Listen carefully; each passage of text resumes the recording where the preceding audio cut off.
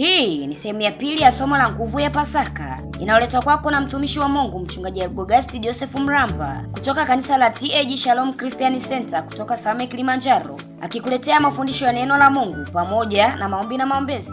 Kwa nini Yesu anasulubiwa siku ile ya Pasaka? Anasulubiwa siku hiyo kwa sababu anawakilisha Pasaka ya Mungu. Yote hayo ni ndani ya somo la nguvu ya Pasaka. Karibu ili ujengwe kiroho. Leo tunaendelea na sehemu ya pili inayozungumza kwa habari ya nguvu ya Pasaka. Lakini leo nitasoma kwenye kitabu cha Matendo ya Mitume ile sura ya pili mstari wa 2 hadi wa 8. Biblia inasema, kaja ghafla toka mbinguni uvumi kama uvumi wa upepo wa nguvu ukienda kasi, ukaijaza nyumba yote waliokuwa wameketi. Ukawatokea ndimi zilizogawanyika kama ndimi za moto uliowakalia kila mmoja wao. Mstari wa 4, wote wakajazwa Roho Mtakatifu, wakaanza kusema kwa lugha nyingine kama Roho alivyowajalia kutamka. Na walikuweko Yerusalemu Wayahudi wakikaa, watu wataua, watu wa kila taifa chini ya mbingu. Basi sauti hii iliposikiwa, makutano walikutanika, wakashikwa na fadhaa, kwa kuwa kila mmoja aliwasikia wakisema kwa lugha yake mwenyewe. Wakashangaa wote, wakastaajabu, wakiambiana, tazama, hawa wote wasemao si wa Galilaya? Imekuwaje basi sisi kusikia kila mtu lugha yetu tuliozaliwa nayo? Bwana Yesu asifiwe. Jana tulipokuwa tunazungumza mahali hapa, tuliona mwanzo wa Pasaka haukuanza kwenye Agano Jipya. Mwanzo wa Pasaka ulianza kwenye Agano la Kale. Agano la Kale walianza kusherehekea Pasaka wakati wana wa Israeli wanatolewa Misri kwenda Kanaani. Na Pasaka ilitokea kwa muujiza mkubwa kwa wana wa Israeli au kwa Wayahudi. Lakini Pasaka kwa watu ambao hawakuwa Wayahudi ilikuwa ni siku ya msiba mkubwa sana, kwa sababu watu walifiwa na wazaliwa wao wa kwanza. Kila mzaliwa wa kwanza wa mnyama ambaye hakuhusika na Wayahudi alikufa. Kwa hiyo wanyama walifiwa pia, kwa sababu ile hukumu ilikuwa ni ya wanyama pamoja na wanadamu, kwamba asiyekuwa Myahudi kwenye nchi ya Misri alifiwa na mzaliwa wa kwanza. Kwa hiyo hata Farao mwenyewe alifiwa na mzaliwa wake wa kwanza ambaye ndio mrithi wake mwenyewe. Na tunaona ulikuwa ni usiku wa kukumbukwa sana kwa Wayahudi, kwa sababu baada ya msiba huo ndipo Wayahudi waliachiwa, wakawa huru sasa kutoka kwenye nchi ya Misri ambayo ilikuwa ni watumwa, kuanza safari ya kwenda kwenye nchi ya Kanaani.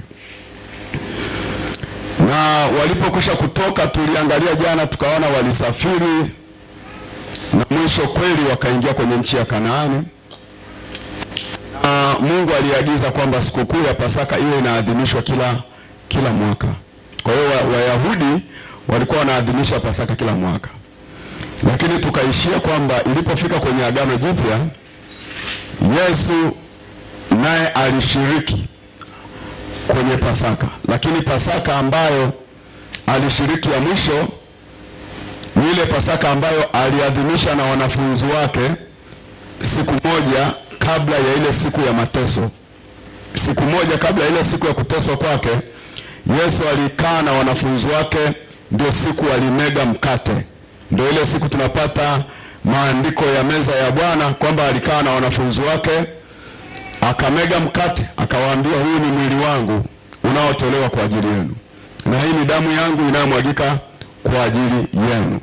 Pale ndio tunapata sasa mwanzo wa meza ya Bwana.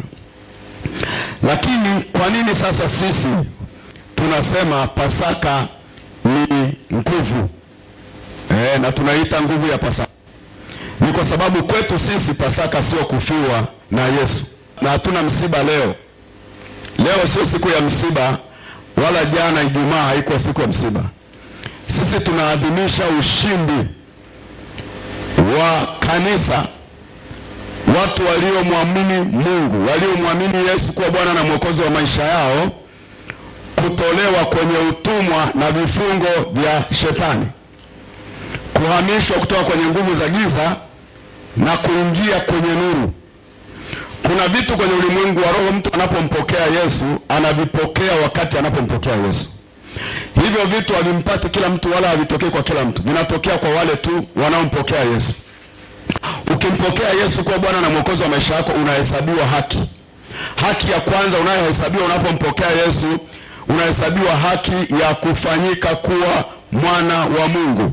Biblia inazungumza kwenye kitabu cha Yohana pa ile sura ya kwanza mstari wa 12, wote waliompokea walifanyika kuwa watoto wa Mungu, waliozaliwa si kwa damu na nyama, bali kwa Mungu. Mungu ana namna ya kuwazaa watu, na kwa sababu hiyo mtu huyu anapozaliwa anakuwa amezaliwa mara ya pili. Mara ya kwanza umezaliwa na baba na mama yako, una tabia za baba na mama yako, una vitu umerithi kwa baba na mama yako, vitu vingine vinatokea mbali kwenye historia ya kwenu ambavyo huvijui. Kwa hiyo unapompokea Yesu unazaliwa mara ya pili, Mungu anakuzaa katika namna ya kimungu. Na kwa sababu hiyo vitu vingi huwa vinaondoka wakati huo unapompokea Yesu. Kuna vitu vinahama kwako kabisa. Kuna vitu ambavyo vinajitenga na wewe, kwa sababu uzao wako sio uzao tena wa yule baba unayemjua wala wa mama unayemjua, bali ni uzao wa Mungu umetokea ndani yako. Maandiko yanakuhesabia haki kwamba umehamishwa kutoka kwenye ulimwengu wa giza, umeingia kwenye ulimwengu wa nuru. Maandiko yanasema wewe sasa ni mwana wa Mungu, na Roho Mtakatifu anashuhudia. Biblia inasema anashuhudia pamoja na roho zetu kwamba sisi ni wana wa Mungu. Na kama ni wana wa Mungu, Biblia inatuhesabia haki ya kupata vitu kutoka mbinguni. Unapoanza kuomba, maombi yako yanasikiwa, na kutokea hapo mbingu zinakusikia unapomwita Bwana.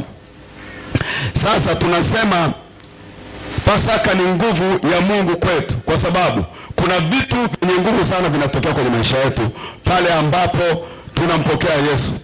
Na kwa sababu hiyo Yesu aliadhimisha siku ile ya Pasaka siku moja kabla. Kwa nini aadhimisha siku moja kabla? Kwa sababu kesho yake Yesu ndiye alikuwa anaenda kutolewa kuwa Pasaka, anaenda kutolewa kuwa mwana kondoo wa kuchinjwa ili afanyike Pasaka kwenye agano jipya. Kwa hiyo sasa, kwa sababu kesho yake ndio siku ya kuchinjwa kwa kondoo wa Mungu, yani Yesu, kwa kuchinjwa kwa ile sadaka ya Pasaka ambaye ni Yesu mwenyewe, asingeweza kukaa na wanafunzi wake wakati ameuawa. Kwa hiyo ilibidi akae nao siku moja kabla ya ile siku ambayo angeuawa. Kwa ile siku ambayo Yesu aliuawa msalabani, katika ulimwengu wa roho ni siku ambayo Mungu alitoa sadaka ya Pasaka kwa ajili ya agano jipya, kwa ajili yetu sisi. Kwa hiyo sisi hatuoni kama ni msiba, bali tunaona Mungu akiwa ametukomboa kutoka kwenye mashimo ya giza, kutoka katika ulimwengu wa roho ambao ulishaapa kwamba mtu yeyote hata kaa aokolewe amuone Mungu. Lakini kupitia sadaka ya Yesu tukahesabiwa haki. Biblia inasema alipokufa pale msalabani, sisi wakati huo hatujazaliwa, lakini kwenye ulimwengu wa roho tulikuwa tupo. Mimi nataka nikuambie haupo sasa kwa sababu umezaliwa miaka michache iliyopita. Ulikuwepo kabla ya leo. Biblia inasema nalikuona kabla hata hujaingia kwenye tumbo la mama yako. Maana yake Mungu ana uwezo wa kuona vizazi na vizazi kwa miaka. Ndio maana unaona Mungu anapozungumza na Ibrahimu, hazungumzi na Ibrahimu kama Ibrahimu. Anazungumza na Ibrahimu akiangalia uzao wake kwa miaka maelfu na maelfu yanayokuja. Anamwambia Ibrahimu, uzao wako utakuwa kama mchanga wa bahari, uzao wako utakuwa kama nyota. Lakini wakati huo Ibrahimu ana katoto kamoja tu. Mungu anamhesabia haki ya maelfu na maelfu ya watoto. Kupitia nini? Kupitia uzao mpya, kupitia wazao watakaokuja kuzaliwa wapya kwa jina la huyo Ibrahimu. Uzao huo unaitwa uzao wa kimungu duniani. Watu ambao watatokea duniani sio wa kawaida, hao ni wana wa Mungu waliozaliwa na Mungu. Duniani na wana wa aina mbili. Biblia inazungumza kuna wana wa Mungu na wana wa Ibilisi. na wana wa Ibilisi matendo yao yanafuatana nao, na ni dhahiri tu kuwatambua, kwa sababu vitu vyao vyote wanavyofanya ni vya Ibilisi, ni vya kishetani. Lakini wana wa Mungu huishi kama Mungu, hutenda yaliyo ya Mungu. Sasa ile siku ilipofika, ile siku ya Pasaka, kumbuka Bwana Yesu alikaa na wanafunzi wake siku moja kabla. Ilipofika siku ya Pasaka ndipo walipomkamata Yesu, ile siku ya Pasaka ambaye siku hiyo Wayahudi wote walikuwa wanaadhimisha Pasaka siku hiyo, wakiwa wamechinja nini? Mbuzi, wengine wakiwa wamechinja kondoo, wamewabanika, wanakula Pasaka. Siku hiyo ndio Yesu anakamatwa na ndio Yesu anasulubiwa msalabani siku hiyo. Kwa nini Yesu anasulubiwa siku ile ile ya Pasaka? Anasulubiwa siku hiyo kwa sababu anawakilisha Pasaka ya Mungu. Mungu anamtoa mwanakondoo wake achinjwe ili afanyike Pasaka, si tu kwa ajili ya Wayahudi bali kwa ajili ya mataifa yote. Kwa hiyo kwetu sisi Pasaka ya Yesu ni nguvu yetu ya ushindi, ni nguvu yetu ya kutoka kwenye vifungo, ni nguvu yetu ya kutoka katikati ya wachawi, nguvu yetu ya kutoka katikati ya mizimu ya ukoo, nguvu yetu ya kutoka kwenye laana. Kwa hiyo sisi hatuoni kama ni msiba. Yesu anakufa. Biblia inasema ile siku amekufa Yesu, Biblia inasema kuna watu walifufuka. Mnakumbuka, mmesoma, kuna watu walifufuka wengi tu waliokuwa wamekufa. Kwa hiyo kwa Yesu kufa, kuna watu ambao walikuwa wameshindiliwa kwenye makaburi, wameshasahauliwa, wakatoka kwa furaha, kwa shangwe, wakishangilia ushindi wa Yesu kufa. Hawakusikitika kwamba Yesu amekufa, maana wasingefufuka siku hiyo. Kwa hiyo sisi Yesu kufa kwetu tunaona ushindi, tunaona kufufuka kwa vitu ambavyo shetani alishaapa kwamba havitakaa vitokee, lakini kwetu sisi tunakiri kwamba vitatokea tena. Haleluya! Kama una vitu ambavyo shetani alivizika, kufufuka kwa Yesu, kufa kwa Yesu, kifo chake Yesu kinakufanya wewe na ujasiri wa kudai kwamba kile ambacho shetani amekifukia kina uwezo kurudi tena. Vitu ambavyo shetani ametangaza kabisa kwamba havipo, kwetu sisi tunatangaza vipo. Hata kama hatuvioni tunajua vipo, hata kama vimefukiwa tunajua vipo, na tunajua ya kwamba vitatokea tena. Haleluya! Kwa hiyo sisi kwetu Pasaka, kifo cha Yesu sio msiba, ni furaha, ni ukombozi, ni shangwe. Maandiko anasema akatuketisha pamoja naye. Lile tukio la Kristo kufa msalabani, kuna vitu vilitokea. Kuna wengine wale waliokuwepo ambao walizikwa walifufuka, lakini kuna ambao tulikuwa hatupo. Biblia inasema hivi, wakati tukiwa bado rohoni, hata hatujazaliwa, Biblia inasema tulichukuliwa tukaketishwa pamoja na yeye katika ulimwengu wa roho. Tulipokuja kufika wakati tukampokea Yesu, nafasi zetu na viti vyetu vilishaandaliwa kwenye ulimwengu wa roho. Biblia inasema tumeketishwa pamoja na yeye katika ulimwengu wa roho. Kuna vitu usipovijua hauwezi kuvikiri, hauwezi kuvitamka, na havitakaa vitokee kwako. Ndio maana jana nikasema ni vizuri kufuata maandiko. Yesu siku zote, Bwana Yesu siku zote, ukisoma maandiko anasema kama ilivyoandikwa. Na Yesu alikuwa anatembea na matukio ya maisha yake. Akiona tukio lolote limetokea kwake, anasema limetimia neno lililoandikwa na nabii kwamba itakuwa hivi na hivi na hivi. Kanisa tumetengenezwa hivyo kwamba matukio yote yako kwenye maandiko, na yanapotokea sisi ni wakati wetu kutamka kile Mungu alichosema juu yetu. Mungu amesema tuketishwe naye katika ulimwengu wa roho. Ambapo tunaona mashambulizi yanatokea, lazima tuanze kutamka vitu ambavyo Mungu keshasema juu ya maisha yetu. Amesema ametuzaa mara ya pili. Kama sisi ni wana wa Mungu, Biblia inasema roho zetu zinashuhudia pamoja na roho ya Mungu kwamba sisi ni wana wa Mungu, na tunalindwa na Mungu kwa njia ya imani ya Yesu. Na kwa sababu hiyo, vile vitu ambavyo shetani anavileta nje ya imani, Biblia inasema tunaviangusha. Biblia inasema silaha zetu zina uwezo katika Mungu kuangusha chochote kinachoinuka kinyume na elimu ya Mungu. Tukipatiliza maasi yote, mambo yale yanayokuja ya uovu na uasi ya maisha yetu, tukiyapatiliza, tukiyaharibu, yasikae kwenye maisha yetu, kwa sababu hatujaumbwa kwa jinsi hiyo. Sisi tumeumbwa kuwa katika uwana wa Mungu, na kwa sababu hiyo tumepewa mamlaka. Biblia inasema ametufanya kuwa makuhani na wafalme. Kwa hiyo wewe ni kuhani na mfalme, Ndio maana kuna saa unapewa mamlaka ya kusimama kama mfalme. Mfalme anafanyaje? Anatoa amri. Huwezi kutoa amri juu ya mapepo wakasikiliza wakatii kama huna mamlaka katika ulimwengu wa roho, hayatakusikiliza. Lakini kwa kuwa tumepewa nguvu ya kifalme, mfalme anatoa maagizo, mfalme anaamuru, haombi. Ndio maana hatuyaombi mashetani, tunayaamuru. Hata kama unaogopa mashetani ya ukoo, hata kama unaogopa wachawi, wewe ni wa kutoa amri, sio kufanya mapatano na wachawi. Wafukuze, waondoke kwenye mipaka yako katika jina la Yesu. Ndio maana hatufanyagi mapatano na wachawi. Tumepewa mamlaka ya kifalme. Mamlaka ya kifalme ni kutoa agizo, ni kutoa amri, na hatuko peke yetu. Tumezungukwa na wingu la mashahidi wa mbinguni. Malaika wanatuzunguka. Mahali ulipo hauko peke yako, ni kwa sababu haujiamini tu. Amen. Na kujiamini kuanzia leo. Hii Pasaka ikuletee kuinuliwa na kujiamini katika jina la Yesu. Ikufanye uwe mtu jasiri hata katika vita vyako, usiwe mnyonge. Pasaka ni nguvu ya Mungu, ni nguvu kwetu ya kutuinua kutoka kwenye mashimo tuliyowekwa ambayo sio ya kwetu.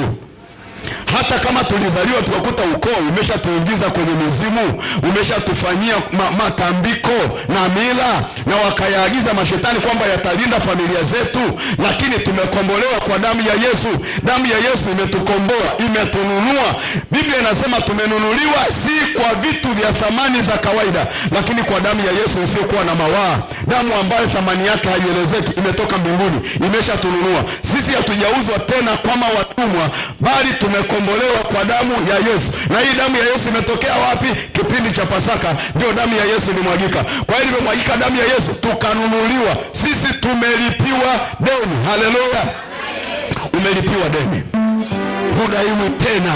Mashetani yakikudai kwa njia ya kukuletea vita, migandamizo, kukufanya kuwa mtumwa, kataa.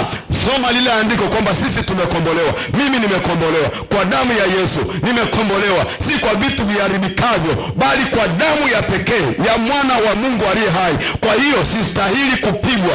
Biblia inasema alipigwa kwa ajili yetu, alisulubiwa kwa ajili yetu. Adhabu ya amani yetu ilikuwa juu yake, na kwa kupigwa kwake Yesu sisi tumepona. Wewe hapo umepona, ndugu zako wamepona, familia yako imepona. Magonjwa hayana sababu juu ya maisha yako tena. Utumwa hauna maisha tena kwako tena. Kuanzia sasa wewe uko huru katika jina la Yesu. Biblia inasema tukiijua kweli itatuweka huru. Hiyo kweli tunaijua wapi? Iko kwenye maandiko. Someni maandiko wapendwa. Ndani ya maandiko kuna kweli nyingi, ambayo hiyo ndio sheria yetu ya rohoni. Adui akija, msomee sheria ya rohoni, imeandikwa. Bwana asifiwe. Imeandikwa. Hatuwezi kumshinda shetani kwa mbinu za ujanja. Tunarudi kwenye neno letu linalotuhesabia haki. Ndio maana tunasema Pasaka ni ushindi. Pasaka ni nguvu ya Mungu inayohuisha, inayokomboa, inayomtoa mtu kutoka kaburini. Sikiliza, makaburi si hao waliozikwa watu tu. Mtu unaweza ukafanywa kama kaburi, huna tena jina. Maana ukifa usikiki, ukifa haupo, unakwepo kama haupo. Adui kakumaliza kabisa, amekuzika. Mungu anawaambia Wayahudi wakiwa wako hai, anawaambia nitawatoa kwenye makaburi yenu. Kwa nini anazungumza makaburi? Walijiona kama vile wameshazikwa, hawapo. Kwenye haya maisha ya dunia hii, adui anaweza akakufukia usizikike, usifanye kitu chochote, ukawepo tu, wala hata hakuna mtu anayejua kama upo. Na kutangazia jioni ya leo kwamba upo, na kutangazia una nguvu nyingi sana, maana Yesu Kristo amefanyika kuwa sadaka yetu ya Pasaka, na kwa sababu hiyo tumekombolewa. Kwa sababu hiyo sio watumwa tena. Kwa sababu hiyo hatujaibiwa wala hatujawekwa kwenye mashimo. Lakini sisi tuliomwamini Yesu hatujawekwa kwenye mashimo wala hatujaibiwa.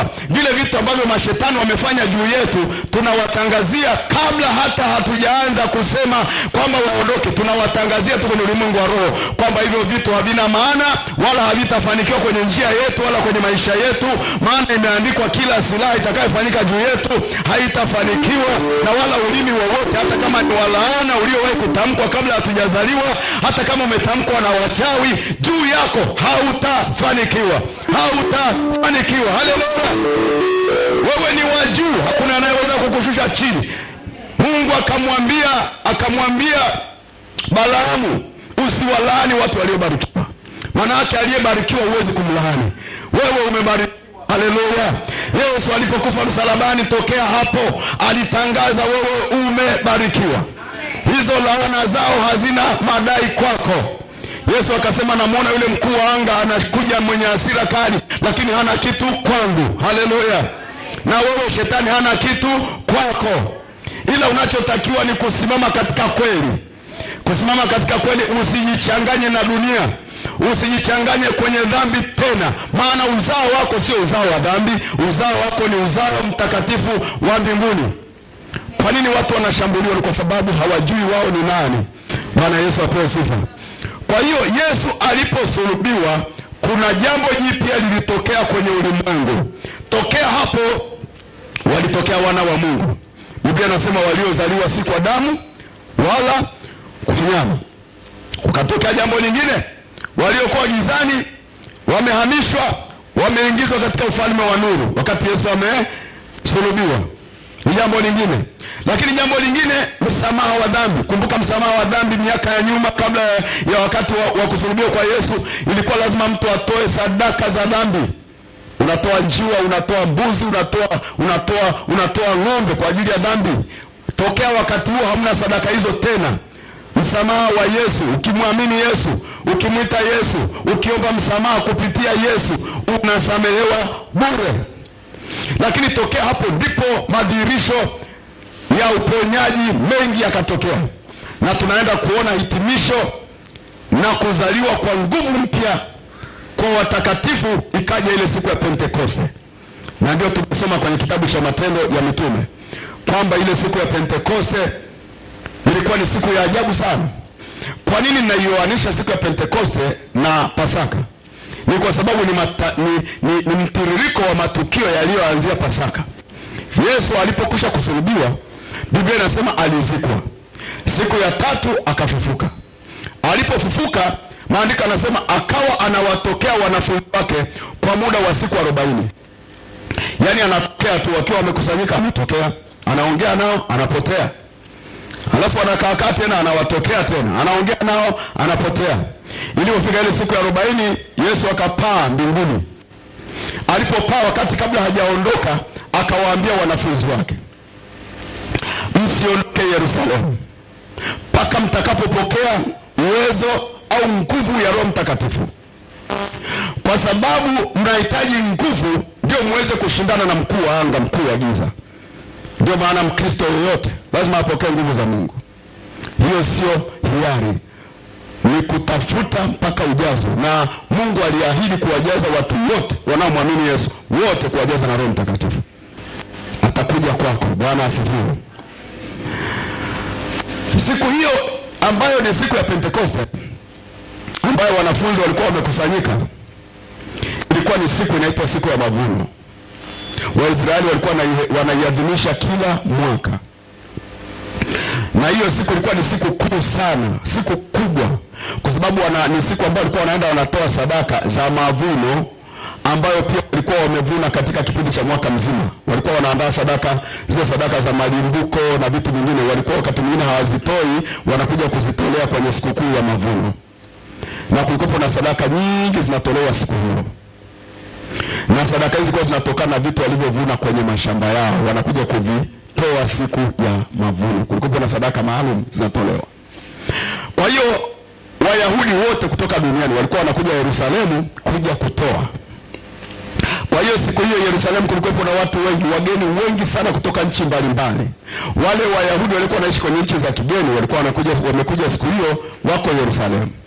Hali kadhalika wanafunzi wale wa Yesu ambao walijazwa na Roho Mtakatifu, wanafunzi 120, na wengi wao katika hao pia walikuwepo Yerusalemu wakisubiri siku ya mavuno. Yesu alipowaambia usiondoke Yerusalemu, alikuwa anajua kuna matukio mawili. Alikuwa anajua kuna tukio la sikukuu ya mavuno, lakini alikuwa anajua kuna sikukuu ya kushuka kwa Roho Mtakatifu. akaambia msiondoke, kaeni msubiri. Kumbuka wale wanafunzi wengine walikuwa sio wa pale Yerusalemu, walikuwa wametoka nje ya mji wa Yerusalemu, wakaja Yerusalemu pale, na wengi walisafiri kwa sababu walikuwa wanaenda kuadhimisha sikukuu ya mavuno. Kwa hiyo ile siku ya sikukuu ya mavuno ambayo inaadhimishwa na Wayahudi wote, wanafunzi wale walikuwa wamekusanyika pamoja kwenye ukumbi wa Suleiman. Na ukumbi ule ulikuwa ni ukumbi ambao Yesu alikuwa anakutana na wanafunzi wale kwa muda mrefu. Alikuwa kila wakati akija, akitokea na wakuta kule wakiwa wanaomba na kusoma neno la Mungu. Nataka pia nikukumbushe kwamba wakati huo walikuwa hawasomi Injili. Walikuwa wanasoma maandiko ya Torati, kwa sababu Injili wakati huo ilikuwa bado. Kipindi chote cha Yesu alikuwa hasomi Agano Jipya, kwa sababu maandiko yalikuwa Agano Jipya yalikuwa hayapo. Yalikuwa maandiko ni yale ya Agano la Kale tu. Ndio maana unaona zile references zote za Yesu kwenye maandiko anarifaa kwenye maandiko yale ya Agano la Kale. Hamna reference ya Agano Jipya. Sisi kwa kizazi chetu tunafanya reference ya Agano Jipya na Agano la Kale. Na Biblia zote hizi, Agano Jipya na Agano la Kale, yote ni Biblia na maandiko yale yana nguvu mpaka leo. Kwa hiyo sio ukasema hili ni Agano la Kale halihusiki. Hapana, Yesu anasema nimekuja kulikamilisha. Bwana Yesu asifiwe.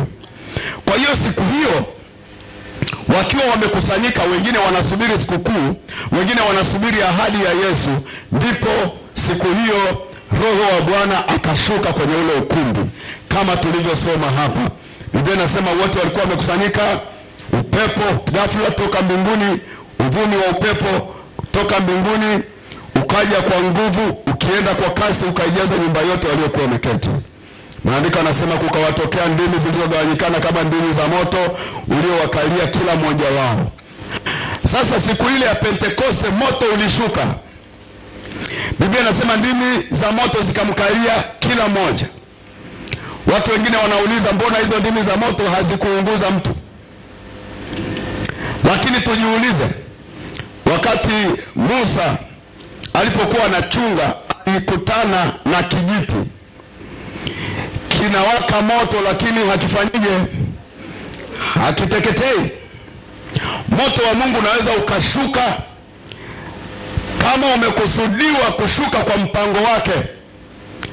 Utashuka, utafunika anachokitaka na wala hakiteketei.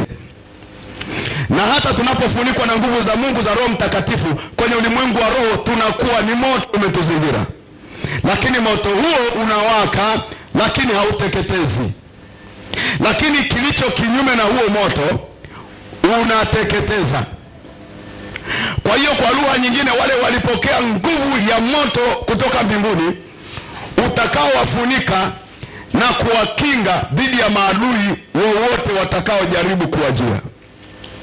Na hapo tunaona nguvu ya Mungu kutoka mbinguni iliyotokea siku ya Pentekoste ikiendelea kutembea mpaka ile siku ile ya Pentekoste. Hii nguvu ya mbinguni imetokea toka ile siku Yesu aliposulubiwa, ikatembea ikafufua watu, ikatembea ikaja siku ya Pentekoste, ikajifunua ikashuka kwa watu 120. Yesu asifiwe. Na hiyo nguvu wale wanafunzi walipopokea, Biblia inasema walipotoka hapo walikuwa si watu wa kawaida, walibadilika. Na hata watu waliowaona wakaanza kushangaa kwa sababu ya ishara zilizotokea siku ile. Watu wakajiuliza ni mambo gani yametokea. Ndipo kunena kwa lugha kulianzia pale. Watu wakajiuliza kunena gani hapa. Wengine wakasema wameelewa, maana tumetokea tukio ambalo halijawahi kutokea. Tunaposema Pentekoste ni nguvu, maana yake nini? Maana yake kuanzia kifo cha Yesu, matukio yote yaliyoendelea baada ya hapo ni matukio ya nguvu za Mungu yalijifunua mpaka ile siku ya Pentekoste. Hiyo nguvu inawatoa walio watumwa wa shetani mpaka leo. Ndipo tunapotangaza kwamba siku ya kifo cha Yesu, siku ya Pasaka, ni nguvu ya kanisa. Kuanzia wakati huo kanisa limepokea nguvu. Yesu akawaambia wanafunzi wake kabla hajaondoka, lakini mtapokea nguvu akiisha kuajilia juu yenu Roho Mtakatifu. Kwa hiyo kuna nguvu tokea Yesu aliposulubiwa. Tokea Yesu aliposulubiwa ni matukio ya nguvu za Mungu yakitembea, na hata leo Na kwa sababu hiyo ushindi wa Yesu kukubali kifo kumefumua mfumko wa ukombozi, mfumko wa nguvu, mfumko wa uponyaji wa kutoka kwenye vifungo na aina zote za migandamizo ya shetani. Na kwa sababu hiyo basi, sisi kama kanisa tunautangazia ulimwengu juu ya nguvu ya Mungu inayotembea isiyokuwa ya kawaida. Tunatangazia mashetani juu ya ushindi tulionao katika ulimwengu wa roho na ulimwengu wa mwili, kwamba sisi ni washindi kupitia Yesu. Biblia inasema tunashinda na zaidi ya kushinda. Lakini Yesu akawaambia msitoke Yerusalemu. Kwa nini? Wapokee nguvu kwanza. Tunahitaji nguvu. Bwana Yesu asifiwe. Na hizo nguvu tunazipokea wapi? Tunapompokea Roho Mtakatifu. Na hiyo ni nguvu iliyotokea kuanzia kifo cha Yesu. Yesu alipokufa msalabani, mbingu zilifunguka kuachilia nguvu nyingi kuja kwetu. Wafalme wa zamani, kabla hujao mfalme unapakwa nini? Mafuta, ili uwe nini? Ili uwe mfalme. Tusome kitabu kile cha waraka wa kwanza wa Yohana sura ya 2 mstari wa 20. Kuna kitu kinatokea pale tunapojazwa Roho Mtakatifu, tunapakwa mafuta.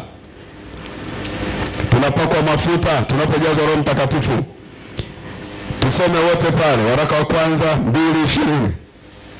Maandiko yanasema nanyi mmepakwa mafuta. Watu wote tusome. Wanaopakwa mafuta ni watu gani hao? Waliompokea Roho Mtakatifu. Kama hujampokea, pambana ujazwe. Amina. Unahitaji kujazwa na Roho wa Bwana.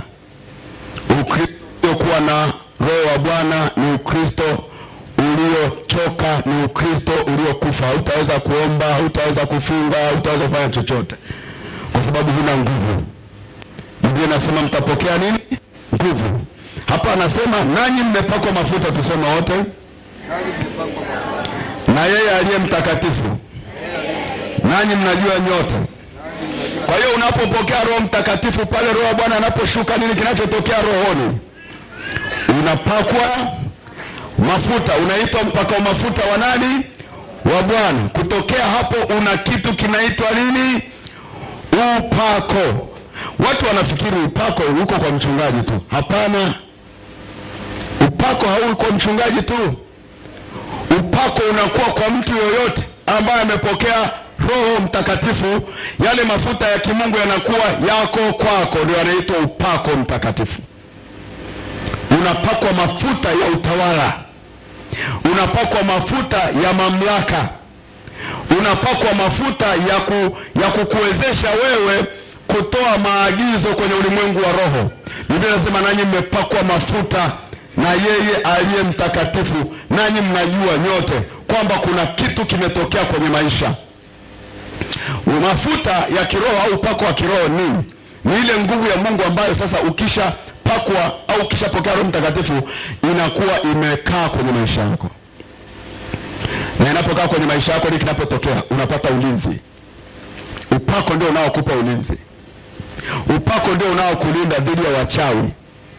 Upako ndio unaokulinda dhidi ya maovu yaliyoko duniani. Inakuprotect kutoka kwenye nguvu za giza. Haziwezi kukuja kwako. Hauwezi kuvamiwa na mapepo ukiwa una upako. Ule upako ukikaa juu yako unazuia vitu ambavyo vingeingilia maisha yako na kuyaharibu, haviwezi kuja tena. Ukianza kupungukiwa upako, ile nguvu ya Mungu ikianza kuondoka, ndipo milango ya mashetani inapofunguliwa kwenye maisha yako. Unaanza kulogwa, unaanza kuvamiwa na mapepo, unaanza kutenda dhambi. Hiyo nguvu ya Mungu inaondoka, upako unaondoka, na upako huo unatafutwa. Tukishajazwa na Roho Mtakatifu, tunapokaa kwenye maombi, tunapokuwa na vipindi vya kusoma neno la Mungu, tunapokuwa na vipindi vya kujitenga na dhambi, tunapojitenga na dhambi, tunaongeza upako. Upako hauji kwa maombi tu, upako unakuja kwa maisha unayoishi. The way unavyomtii Mungu, kuna nguvu ya mafuta unaongezewa. Kuna nguvu kutoka mbinguni inaongeza kwako. Mimi nimewahi kuona watu ambao walikuwa na kiu ya kujazwa na Roho Mtakatifu, jinsi ambavyo walimtafuta Mungu, jinsi ambavyo walijiweka wakfu kwa Bwana, kwa maombi, kwa kusoma neno la Mungu, kwa kuwa na kiu, walipokea Roho Mtakatifu, wengine wakiwa nyumbani. Nakumbuka binti moja alipokea Roho Mtakatifu wakati akiwa anasonga ugali. Anasonga ugali kabisa hivi, nguvu za Mungu zikamshukia akiwa anasonga. Lakini namkumbuka mtu mwingine alijazwa na Roho Mtakatifu akiwa bafuni anaoga. Kwa nini? Ile kiu, kutamani kuishi sawa na Mungu anavyotaka, kusoma neno la Mungu, kutamani vitu vya kimungu, kujitenga na dhambi. Upako unakuja, vile vitu vinavuta nini? Upako wa kimungu kuja kwenye maisha yako. Kusudi la Mungu, kila aliyemwamini Yesu awe na nguvu za Mungu. Maana wewe unafanyika kuwa kituo cha Mungu mahali ulipo. Kanisa, kuzaliwa kanisa siku ya Pentekoste, maana pale ndio kanisa lilizaliwa. Ndio madhihirisho makuu ya Mungu yalitokea. Watu kujazwa na Roho Mtakatifu, watu ambao wasingejazwa kabisa. Mungu akaachilia Roho Mtakatifu, wakajazwa kwa mara ya kwanza, kujazwa kundi kubwa kuliko ambayo imewahi kujazwa. Kwa nini Mungu alianzisha kundi jipya la watu kujazwa Roho Mtakatifu, tena akasema watu wote anataka wajazwe? Ni kwa sababu kwenye nyakati za mwisho Mungu anafanya kituo katikati ya maisha ya watu. Mungu anafanya kituo katikati ya maisha yako. Mahali ulipo Mungu anataka awepo. Kwa hiyo ina maana Mungu ndiye anataka kuwa mtawala duniani kote, kwa sababu watu wa Mungu wamesambaa kila mahali. Anataka mahali ulipo kiwe ndio kituo chake, na madhihirisho ya kimungu yatokee mahali ulipo. Kama unanielewa sema amina. Kwa hiyo mahali ulipo wewe ni kituo cha Mungu. Na kwa nini Mungu anataka kukufanya kuwa kituo chake? Anataka habari zake zienee kila mahali. Kwa hiyo Pasaka inafungua mlango wa wana wa Mungu kuwepo kila eneo, na vituo vya Mungu kuongezeka kila eneo, na madhihirisho ya kimungu kutokea kila eneo, kwa sababu kila mahali watakuwepo watu wa Mungu na madhihirisho ya kimungu yatatokea kila mahali. Kwa hiyo kila kona watu watafunguliwa, kila kona watu watawekwa huru, kila kona walioko kwenye mashimo watatolewa, kila kona mahali walipo wagonjwa watapona, kwa sababu kila mahali Mungu ameweka wajumbe wake kwa njia ya Roho Mtakatifu, atawafikia wenye shida. Kwa hiyo Pasaka kwako iwe ni nguvu ya Mungu itakayejifunua juu ya mataifa, juu ya watu wasiomjua Mungu mahali ulipo. Kuyaambia mashetani yanayowatesa watu hayana mamlaka mahali ulipo. Mpo? Haleluya. Wewe ni kituo cha Mungu ukiwepo mahali, mpendwa. Na kwa sababu hiyo maonevu yaliyoko mahali popote ulipo, wewe ndio wa kuyanyamazisha. Maana baada ya Yesu kusulubiwa na wewe kumpokea awe Bwana na Mwokozi wa maisha yako, hakuna lililobaki zaidi ya wewe kumfunua Mungu mahali ulipo. Pasaka ikufanye ujitambue kwamba wewe ni kituo cha Mungu mahali ulipo popote. Wewe ni chombo cha Mungu, wewe ni madhabahu ya Mungu. Mahali ulipo Mungu ameshafika tayari. Haleluya. Mahali ulipo Mungu keshafika tayari. Hatuhitaji tena mpaka Mungu aje, tunajua wewe upo. Mahali ulipo wewe ndipo Mungu alipo.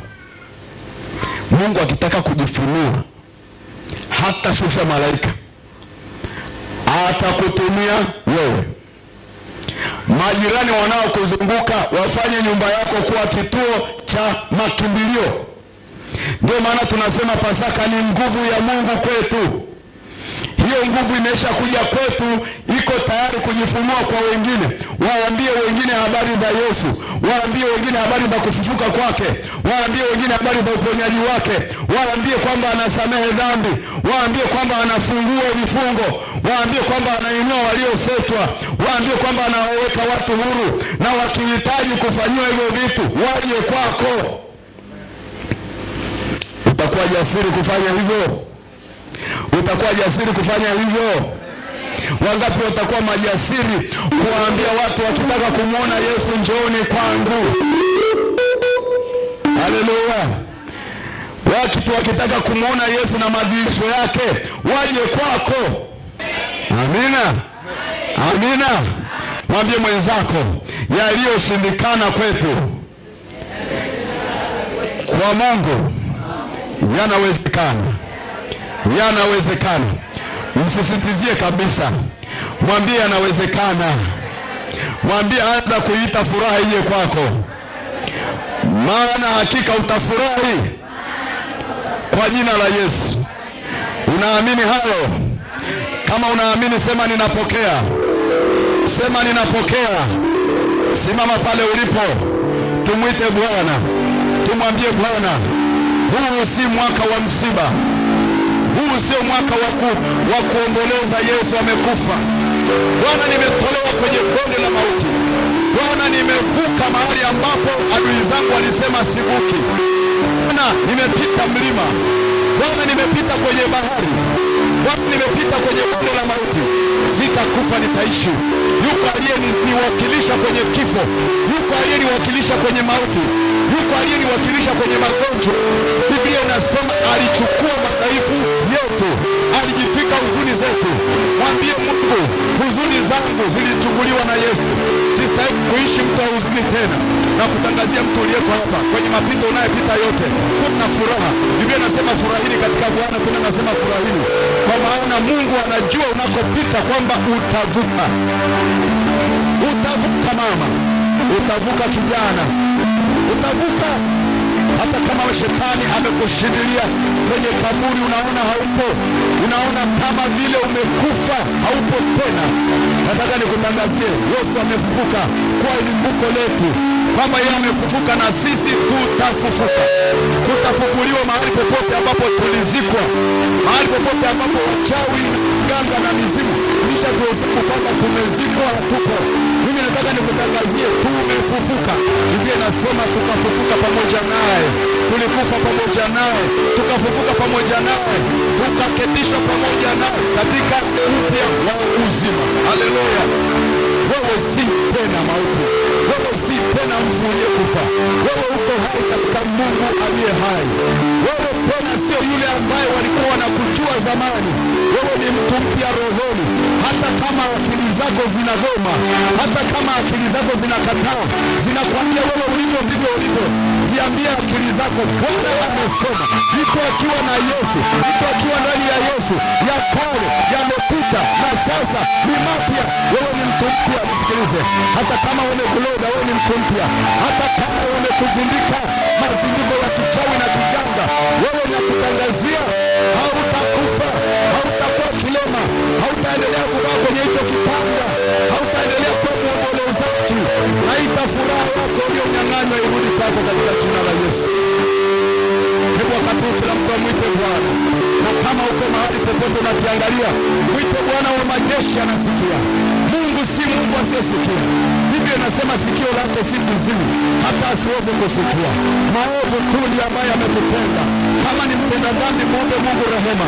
Ukiomba Bwana rehema, ukiomba Bwana msamaha, anakusamehe. Na akikusamehe, uponyaji unatokea sasa hivi, unatokea sasa hivi. Wewe unayenisikiliza, kama ni mgonjwa, pokea uzima pale ulipo. Pokea uzima kuanzia leo. Waliokushikilia rohoni wakuachie kuanzia sasa. Waliokukamata wakakufunga, ninatamka kuanzia sasa wakuachie. Walioshika nafsi yako, walioshika maisha yako, walioshika njia zako, waliokufunga rohoni, kwa jina la Yesu Kristo wa Nazareti, achilia wewe mwanamke unayesokwa na shetani. Achilia wewe mwanamke uliyewekewa mapepo. Achilia wewe mwanamke uliyewekewa uchawi. Achilia wewe mwanamke uliyezingirwa na mizimu ya ukoo. Wewe ambaye laana ilitupwa kwako, hujui kwa nini mambo haya yanakupata. Ni kwa sababu waliotangulia mbele yako waliagiza vitu vitokee kwenye familia yenu na wewe haujui. Natamka kuanzia leo ndoa yako ikakombolewe. Natamka kuanzia leo afya yako ikarejeshwe. Natamka kuanzia leo kazi yako ikarudishwe. Natamka kuanzia leo vifungo vyote walivyotangaza juu yako, vifungo vya mauti, vifungo vya kipepo, vifungo vya mizimu, viachilia afya yako. Kama wamekutengenezea magonjwa ya sukari, high blood pressure, aina zote za magonjwa ya vichoni, magonjwa ya tumbo, kansa za kutengenezwa, ninaziapisha kuanzia leo. Yesu Kristo wa Nazareti, aliyetangaza ukombozi, aliyetangaza kufufuka kwake, aliyetangaza ushindi msalabani, akasema imekwisha. Nami ninatangaza kwa neno la Bwana, imekwisha, imekwisha, imekwisha, imekwisha, katika jina la Yesu Kristo wa Nazareti.